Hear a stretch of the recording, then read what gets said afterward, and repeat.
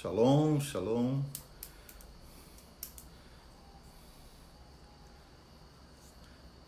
Boa noite a todos, queridos. Shalom. Estamos no ar. Regina Paz é a primeira. Juliana. Olha, a gente já se falando mais do que quando morava perto, hein? Alessandra. Ângela, Rodrigo, Jardim. Estamos dando uns segundinhos para que os queridos entrem no ar. Adriana, Carlinhos. Carlinhos, que honra ter você, meu querido companheiro de tantos anos. Alexandre. Boa noite, Rodrigo. Pessoal querido, de perto e de longe. Tão bom, gente, é tão bom essa chance que Deus nos dá. Essa é a terceira live que eu faço hoje. Desde manhã às 11 horas e depois às 8 para Orlando, e eu me comunico com mais gente por internet do que pessoalmente, né? E a gente vai ter a oportunidade daqui a pouco de estarmos juntos. Wander está de quaresma, Wander já estava em casa de repouso e está sempre com a gente. Obrigado, querida Ana, tanta gente aí.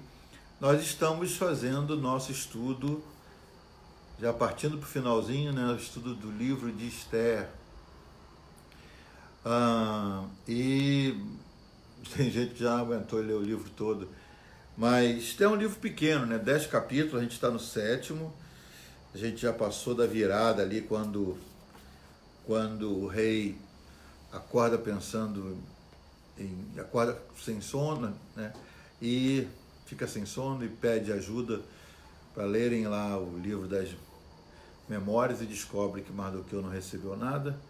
Você deve estar perguntando, um dia Mordecai, outro dia Mardoqueu. É que eu leio 2, 3 versões e aí sai o nome que vai primeiro, mas o Mordecai é o mesmo Mardoqueu, gente. E aí já aconteceu o encontro lá, primeiro jantar.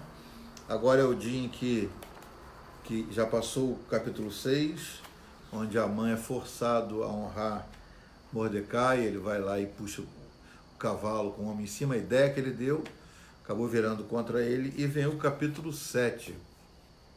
Espero que você esteja acompanhando, lendo pelo menos.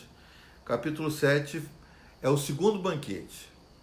Já foi aquele primeiro, Amã saiu feliz da vida, agora ele volta para o segundo. O segundo ele nem teve tempo de se arrumar direito. Ele estava tão chateado, voltou para casa no capítulo anterior e fala com a mulher e com os amigos do que aconteceu, que ele teve que puxar o cavalo honrando o Mardoqueu, e aí as coisas começam a virar enquanto ele está conversando, que a esposa diz para ele: "Tô achando que vai pegar para você".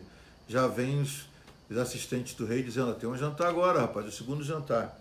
E aí ele vai para o jantar, versículo 14 do 6 diz: "Falavam eles ainda quando chegaram os eunucos do rei e apressadamente levaram Amã ao banquete que Esther preparara". Segundo banquete, ele não sabe o que está acontecendo, mas a gente vai saber, né, Renato? Capítulo 7 começa dizendo: "Veio, pois, o rei com Amã". Parece que os empregados do rei levaram Amã à presença do rei, e de lá eles foram para os aposentos, onde a rainha tinha preparado um novo jantar, para beber com a rainha Esther. Beber é o verbo mais usado nesse livro, irmãos. Esses reis bebiam muito. No segundo dia, durante o banquete do vinho, segundo dia do segundo banquete, disse o rei a Esther, e vem aquela conversa: "Qual é a tua petição, rainha Esther, e se te dará? Que desejas? Até metade do reino". Então respondeu a rainha Esther e disse: "Se perante ti, ó rei, achei favor, se bem parecer ao rei, desse-me por minha petição a minha vida, e pelo meu desejo a vida do meu povo". O rei não entendeu nada, irmãos. Porque quando ele faz aquele oferecimento mais uma vez, para mostrar o poder dele, pede qualquer coisa até metade do reino, a rainha Esther então vê que é a hora de agir, e ela diz: "Já que você está me considerando até metade do reino, eu quero pedir por minha vida, poupa minha vida e a vida do meu povo". O rei: "O que está vendo? Não estou entendendo nada, o que é isso?". E ela explica: "Fomos vendidos, eu e o meu povo, para nos destruírem, matarem e aniquilarem de vez.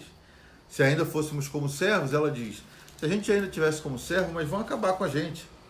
Está tudo programado. E isso deixa o rei confuso. Ele não sabe o que fazer. O rei Assuero diz para ela: quem é essa pessoa que está fazendo isso? E onde está esse sujeito cujo coração foi instigado a fazer assim? O que está vendo? Ele não entendia realmente. Até ali ele estava inocente completamente contra Amã. Você já viu aquelas cenas nos filmes em que você vê que um cara está armando, ele prepara tudo pelos bastidores, mas ele faz uma cara, ele usa uma postura completamente falsa diante dos seus senhores, diante dos seus patrões. A gente vê isso muito nas novelas, né? Você diz assim, como é que ninguém vê?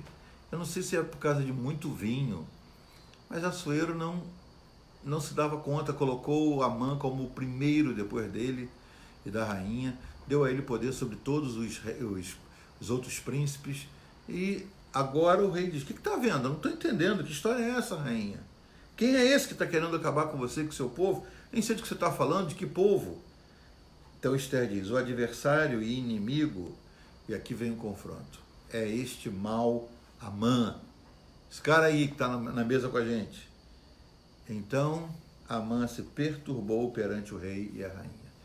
Amã já vinha bichado de casa, porque a esposa, quando soube que ele teve que puxar o cavalo, com a ideia que ele mesmo deu, honrando Mardoqueu e dizendo: assim se faz ao homem a quem o rei quer bem. A esposa falou: ih, rapaz, se começou assim, você vai descer ladeira abaixo. Ele já vinha com o coração minado. Quando a rainha, mas ele não sabia de nada, quando a rainha o expõe diante do rei, ainda que o rei não tivesse detalhes, a rainha ainda vai contar os detalhes, mas a postura de Amã já demonstra que ele está vendido. O adversário é este mau Amã. Então ele se perturbou perante o rei e a rainha. Sabe quando o cara fica sem chão? Do tipo, perdeu. Frase que a gente ouve muito aqui no Rio. Perdeu. Chegou sua hora. Casa caiu. Casa caiu. O rei, no seu furor, se levantou do banquete do vinho, aqui vem vinho de novo, e passou para o jardim do palácio. Havia um jardim ali contigo, e ele vai, se levanta da mesa onde está sendo servido o jantar, e ele vai para o jardim assim do tipo: o que está vendo? Eu não estou entendendo, eu tenho que processar isso. E ele deixa a rainha está no seu divã, muito usado no povo do Oriente, principalmente dessa região, aqueles divãs. A gente tem uma ideia quando vai num consultório de psicólogo, tem um divã onde os entendidos psicólogos, os psiquiatras conversam com os pacientes. Ela estava no seu divã e Amã fica desconcertado. O rei está andando para um lado para o outro. Está vendo? Eu não estou entendendo. Ele está doido. Quando ele está fazendo isso, Amã ficou para rogar pela vida dele. Ele falou: eu tenho que apelar para a rainha agora, porque ele viu que o coração do rei, e ele sabia quem era Assuero. Assuero era um cara virado, um cara cismou mandar matar. Ele viu: com o rei eu já perdi, eu tenho que apelar para a rainha. Ela ainda não tinha se denunciado como judia, e agora ele está sabendo, ele falou: tem que apelar para ela.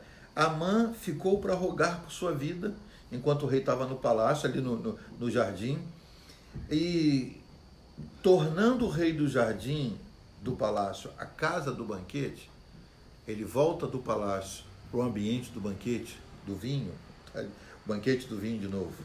Amã tinha caído. Quando você faz acordos com o maligno, na hora que dá errado, o maligno te empurra para o fogo. Ele vai rogar a Amã, a Esther, ele está apelando pela vida dele diante de Esther. Quando ele está ali, ele cai sobre o divã em que Esther estava inclinada. Sabe, ele vai chegar lá perto para falar com a rainha. Não sei se tropeçou, se o diabo empurrou. O cara cai por cima da rainha, e é nessa hora que o Assuero está voltando. Assuero já entra dizendo: esse cara está querendo possuir minha esposa na minha vista. O que ele está querendo contra ela? Olha o que ele diz. Tornando o rei, vendo Amã caído sobre o divã em que se achava Esther, disse o rei: acaso teria ele querido forçar a rainha perante mim na minha casa? O rei já está com a cabeça virada. E os mordomos, os seguranças do Assuero, apesar de não participarem fisicamente do banquete, estavam ali pela segurança do Assuero, do rei. É nessa hora que ele cai, e quando o rei diz isso, e Amã está caído sobre Esther, eles já vêm e já cobrem o rosto de Amã, do tipo, vai ser levado. Não tem mais jeito. Esse cara já, o rei já determinou a sentença dele. Então disse Harbona, esse capítulo é mais curto, 10 versículos apenas. Disse Harbona, um dos eunucos que serviam o rei, um dos que estavam ali servindo ao rei, ele simplesmente diz, ele dá a informação. Serviço secreto. Eu fico vendo às vezes, preste atenção nisso aqui, por favor. A gente ouve notícias dos governantes, do primeiro mandatário, aqui no Brasil, nos Estados Unidos ou em outros países, e a gente, na nossa simplicidade, com essas poucas informações que temos, às vezes são informações que a imprensa quer que a gente tenha, e as informações mesmo, elas não chegam a nós, na nossa pouca informação, a gente faz a análise que um presidente, de uma atitude que o presidente toma, e diz, por que não fez assim? Por que não fez assim, daquele outro jeito? É claro que eles erram muito, mas as decisões deles geralmente são tomadas baseado no que o serviço secreto informou, no que a equipe de governo já levantou de informação para passar para ele. A gente ouviu essa semana o presidente vir a público para dar uma notícia inesperada. Eu mesmo falei, o que houve com esse homem? O que está acontecendo? E aí explodiram os comentários e as críticas na televisão.